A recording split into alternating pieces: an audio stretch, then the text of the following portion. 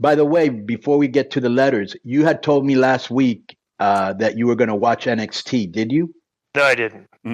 Okay, it must have been good because when Rollins did his in ring on Monday Night Raw, he actually said that he went there and he fought. I forgot who, but Finn Balor interrupted, which was good because they were continuing what they've been doing on. It was, Joe, Steiner's- look up. He wrestled Braun Breaker. Look yeah. up Right. the numbers for their segment. They did monster numbers considering. I think they did over. I think Rollins' segment Right. beat Dynamite. Like Wow.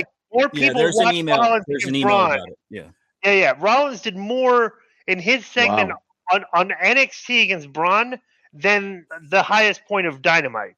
Yeah, and bro, if you remember, think back a couple of years when AEW first started 4 years ago or 3 years ago. Wow, has time passed? Yeah. So I remember saying that why do you keep bringing in Nia Jackson, Shayna Baszler like they're draws, or why are you just bringing?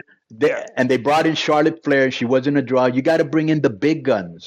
I don't think Charlotte Flair was as big as she is now, but she was not doing a dent in the numbers. Look at what Seth Rollins did. That's what they should have been doing. Bro, bringing the bigger stars. Here's this is still a star-driven business. It is a star-driven business, and if they do one show where they bring the bloodline onto NXT and see what that number is, you will be able. We'll have pretty good clarity on who is worth what, right? Like to numbers, because we got Seth went on that show and they did like 30-something% above their normal number when he was on, right?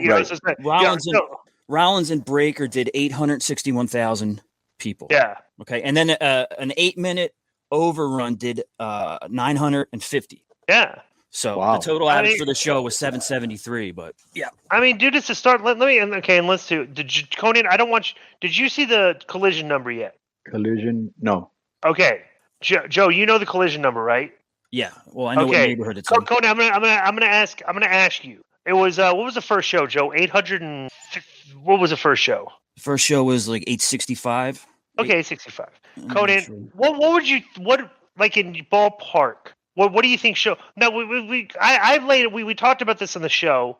I tweeted and we discussed why I didn't think like everybody liked Collision week 1. This is the new A show, blah, and I didn't like it. You liked it, but I liked certain things about it. No. I said I liked I said I liked the pacing. Right. I just thought again. What am I coming back to watch? Right, exactly. We both agreed on that. We both agreed 100%. Real quick. I was a little dyslexic there, Di. I was 816. My fault. Okay, 816. Yeah. All right, so we were both kind of in agreement. We're watching the show. It's like this, and I tweeted, right? Okay, and it got a lot of heat. Everybody disagreed with me. I said basically, Collision is Rampage Night 2. No real there's no angles. Right. Wrong guys going over, random interviews, generic same thing as like you see on the other shows, right? It's just a continuation. But everybody's like, oh no, this is it. It's like, what were you watching content wise that I didn't see? Because I'm looking, it's like that there's no. Well, you got to remember, you're arguing with Uber fans, and an Uber fan is like if you tell them that their kid is ugly. You know what I'm saying? You can't tell people that are like, or a guy that is in love, hey, your chick is around on you, because you're gonna get heat with him. Right. You gotta wait till they break up because he's in love. These guys are in love with the show, bro. Right. And so when you attack their show that they love, they come back at you. I'm putting this show, and this is what we do when we review these shows. Right, but you're right. You're right. Okay, you're not wrong. I know. I'm not wrong. Right. But people that are listening to this, and this is the top of the show, we're discussing this. When we review the shows from people that have been in the writing room before. That if we're writing a show and we're the bookers, and in the past, like I was on the booking team with Vince and Ed Ferrara and Terry Taylor and everything. Bro, we were worried that if the shows continuously underperformed in the ratings, we would all get fired or get let go or just replaced, right? You're constantly trying as a booker and a writer to produce a show that gets more people to watch the next week. That's the concept. That's what you're trying to do. You're trying to grow your audience as a writing team and writing a show that makes people interested, threads, hooks for next week, unanswered questions. Like I have to come back and watch the show next week when this show is over is a concept, right? I did not get that at all from week one on this show, right? Konnan, what do you think the rating was for the second show? It did 815,000 the first week. Like I would have thought, obviously it must be low, but I would have thought 715 or 700. 595,000. Wow. 27% decrease in the audience. Mm-hmm. And I'll profess all for the exact same reasons that we laid out. There was no reason for people to come back, regardless of all the people that are saying, this is the A show now. What a great show. So all you people saying that, there was a collection of us watching. It's like, okay, it was a good show, but why am I watching this next week? Why? Right. What's the difference between me watching Rampage? What's the difference between picking Dynamite to watch? All these shows are the same. Yeah, they don't, because even if they have different wrestlers on them, the theme is the same. You know what I'm saying? Let's just have great matches. We'll have a good promo here and there. We don't really do a lot of video packages. You need to know all the wrestlers we're bringing in, or if not, you're not a real fan. You know. Right. And can you imagine if UFC or NFL had that mentality, and you're trying to figure out who number 70 is, or who's the guy that's going to fight Conor McGregor next? That's all important information. You know, you guys seem to leave out, and you think it's cool that people got to research it on their own. You know, bro, that's what you have commentators for. You know, you also have a commentator who I popped when somebody said this the other day, who sounds like an auctioneer going, what's going to, you know, and it's like, you're like, what? You read it the other day kind of fast, remember? And I was like, you what? did your Excalibur impersonation, yeah.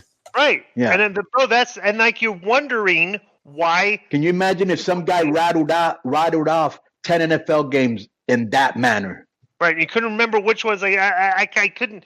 I missed one. Is that the one I want to watch? It's like but I'm saying, like the funny thing is, and I'll say this, and this is the core problem with this show is that for years everybody and their mother, the Dirt Sheet guys and the Mark podcasters, were saying that WWE does over-scripted. You know, they script their promo, they script everything. Scripted. So that's and then like it did seem very scripted for a while. But it seemed scripted because a lot of the characters delivering their lines did not seem comfortable at all delivering the lines. So like they were missing the mark, and like they were scripting television, but the characters were not comfortable with what they were given. And then like the past few years when the Bloodline thing started, you saw a change in that product, where the characters felt more comfortable in their promos, to where it didn't even seem like they were good. But you also got to remember, here's the big thing. If they got writers from a TV show or a comedy show or something like that, they were used to writing scripts, and the actors, which are good actors, would know how to deliver them, right? But you got to remember, most of the wrestlers came through the indies with no scripts. Right. You had to just remember it and go off the top of your head. And you learn how to hone your craft and cut promos. Now you're coming into a system where another guy's putting words into your mouth that maybe you don't feel comfortable saying, and you don't really know how to deliver them. You know what I'm saying? And I think now what we're seeing in WWE and like even in Impact, because we were there, is like, okay, this is an idea we have for you. You're a good talker. What would you do with this? But make sure you hit these bullet points. Mm-hmm. And I think that's what they do in WWE with the better talkers. Right. And so, like, they've hit a good stride where the characters are performing their characters well, and they're developing their characters week in and week out. They're doing storylines. They're having threads throughout the show, like the Kevin Owens, Sami Zayn thing, where Kevin Owens is unhinged and he's ready to snap, and like they're doing better storytelling. But I will say this: way better storytelling. Okay? But I will say this: they do have a couple guys, whether it's MJF or Christian. Or who's this other guy that I'm thinking of right now? You know, Jericho. They're good. There's a couple guys that they let them do their. There's no way. Standalone in-ring promos. These guys are very good at it, but still, the context of their material isn't very compelling. Right. So I would say this: you consistently knock the WWE. Okay, this is the problem that AEW is having, and they're leaning on their fan base praising their shows that underwhelm in the ratings. A show doesn't do well, even though everybody and their mother said it was great, like the echo chamber, and it didn't do well. I'm like, most people with common sense would think, okay, it didn't do well, and I got a pretty good idea why it didn't do well, and I want to correct that. But the fans are saying that still watch a show, they liked it, so I'm not going to change anything. That's the problem is that it does do well for their hardcore fans. For the fans, right? Okay. Outside of that, if you're looking at they still sold. Did they sell? It looked like the pictures I saw looked like they sold out, right? Or no? Oh yeah, no. They'll sell out the big show. So they made money. That's the biggest metric of it if it was successful. For Forbidden Door DI, they actually did their biggest gate ever at around 1.2 million, right? And it's the third highest gate in Canadian history. So let's just say Disco, you're leaving, to argument's sake, you're leaving with 2-3 million, counting merchandise, overseas, whatever, right? That's a good show. You know what I'm saying? Okay. At the end of the day, that's a good show. It would be better. It would be way better. And they'd probably make more money and draw more fans if they had storylines and threads going to the show and all of the stuff 100%, which is my point that I want to make here. Okay, you're satisfied listening to a good metric. Okay, they sold it, third highest gates. We understood. Okay, Forbidden Door, you're bringing a collection of fans together, the New Japan fans and the AEW fans, and we're putting on a show for them, right? Now, what I would say is, and we keep saying this we've said it over and over. Okay, if you want to consistently talk about the ratings and pat yourself on the back when you get a good ratings, we're giving you a very basic formula of how you can increase the ratings. The WWE fan base is like literally doubling and tripling the AEW numbers right now. So you have like a collection of fans. Maybe you have 1 million AEW fans. Okay, maybe some of them don't watch each week. Your benchmark's 900,000, stuff and all that.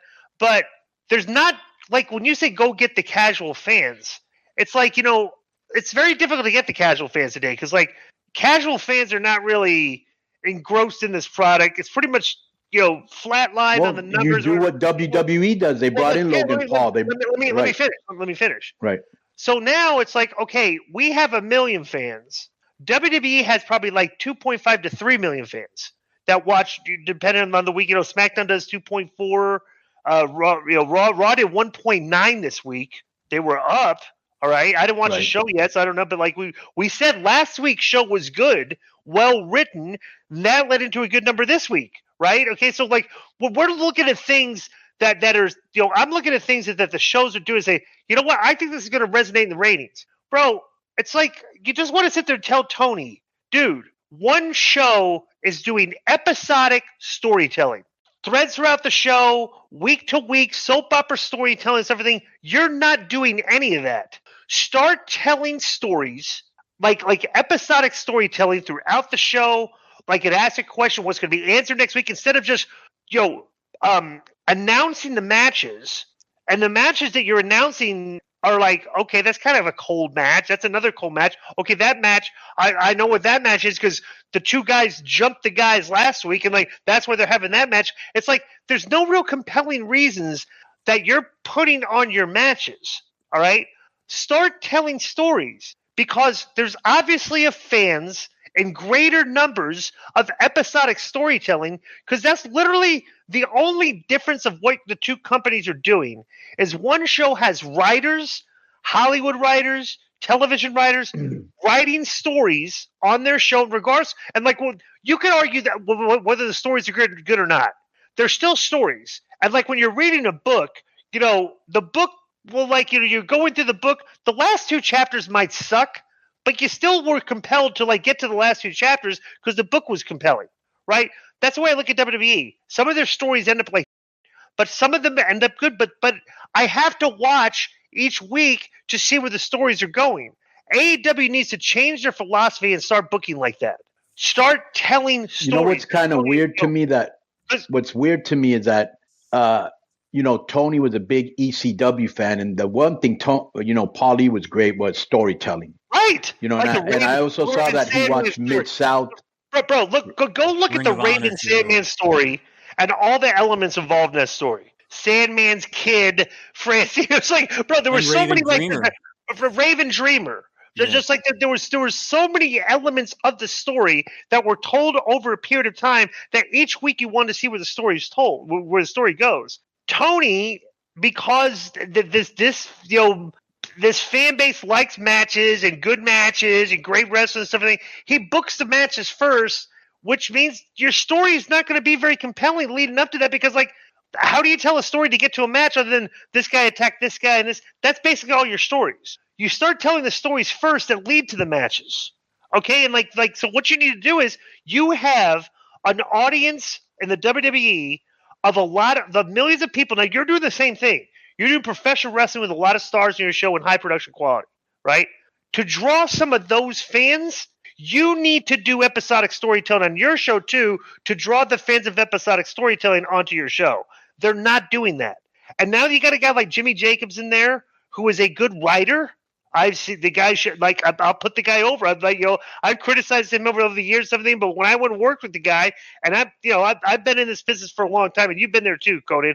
When you used to go to Impact and read the show, you get the format. How did the show look on paper? Yeah, good. Pretty good. Well written, just like Russo and Ed used to do. It's like you look at the same writing style. It's like, okay, these are good shows. When you look at I've never been there. You get the format sheet at AEW. What does it look like? Be honest. I've never seen it. I've never really gone backstage to read the format sheet. So I couldn't tell you. Next time you go there, I've seen it, but I really didn't. I seen one, right? But I didn't really go through it to see, what they were doing. Was there context in it? Was there something because I didn't look at it. You know what a well-written show looks like because you could read it. Like, wow, this reads like a good show. We've been there, right? So that's what they need to do. They need to start embracing episodic storytelling and get out of these things like, well, our workers are great, our matches are great, 4 stars. It's like, dude, you've tapped out on the fan base of that. You've got them. They'll all get together if all these guys are wrestling each other on a big show once every 3 or 4 months. Yeah, now let's grow the audience. Now let's grow the audience, exactly, right? So it's like, that's what I'm saying. It's like, and you got a good base. You got a good base. It's like our show. We have a real good base where we, where we can make a good money off of it, but we're still trying to grow the audience. But bro, we even tried bringing Billy on. Let's bring a dirt sheet guy on. So let's try things to try to expand outside of our echo chamber and get more people to watch. Let's do sports. Let's do more sports. Let's do sports. Let's it's like you try things, bro. They haven't risked anything yet. You need to start taking risks with your product. You're not doing it. You're just doing the same stuff over and over, and the show looks. Bro, there's people, and then, bro, the funniest thing about it is, though, the difference between Collision than the other shows, usually Dynamite starts off well and decreases throughout the show. It starts off at the top number and ends near the bottom. Right. Bro, Collision went up for the past 2 segments. Who was on the past 2 segments? CM Punk. So what you have now is, in 2 short weeks, we have a formula. Okay, Punk is going to draw. All right, when Punk is on, Punk's wrestling, his fan base, but I'm looking at the show and the show went up. Usually the shows go down. Bro, people are tuning out the show. Punk's fans are tuning out your show until Punk is on. So how do you navigate around that? It's like, bro, you start the show off with Punk. You do a thread throughout the show with Punk. A thread throughout the show. You keep Punk trending throughout the show from start to finish. And so you could ride the back of a Punk and so start doing that. Do episodic storytelling with Punk, his interactions, because he's the star of your show, because he can act. He's good in vignettes. He's good in promos. He's a good performer. So start leaning on him. That'd be my first. Yeah, and then find out who's the second guy on the show that also draws, and put him in other segments, and have them give the rub to other guys. 100%. It's very simple. Very simple, right?